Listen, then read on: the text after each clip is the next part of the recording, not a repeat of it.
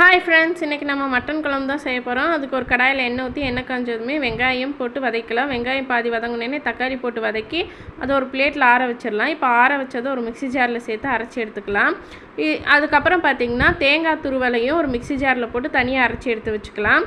இப்போ ஒரு குக்கரில் எண்ணெய் ஊற்றி எண்ணெய் காஞ்சதும் கடுகுளுந்து 2 பட்டை 2 கிராம்பு கொஞ்சமாக கருவேப்பிலை அதுக்கப்புறம் வெங்காயம் போட்டு வதக்கலாம். வெங்காயம் வதங்கும் போது இஞ்சி பூண்டு போட்டு உப்பு போட்டு வதக்கலாம். இஞ்சி பூண்டு வாசம் போனதுக்கப்புறமா நம்ம வாஷ் பண்ணி வச்சுருக்கிற மட்டன் அதில் சேர்த்துடலாம்.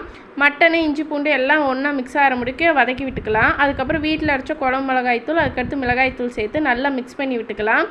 இப்போ மட்டன் நல்லா மிக்ஸ் ஆகிடுச்சு. இப்போ நம்ம அரைச்சி வச்சுருக்கிற வெங்காய தக்காளி மசால் சேர்த்து தேவையான அளவு தண்ணி ஊற்றி 4 விசில் விட்டு எடுத்துக்கலாம். இப்போ 4 விசில் ஆனதுக்கப்புறமா அரைச்சி வச்சுருக்க தேங்காய் ஊற்றி 2 விசில் விட்டு எடுத்துக்கலாம்.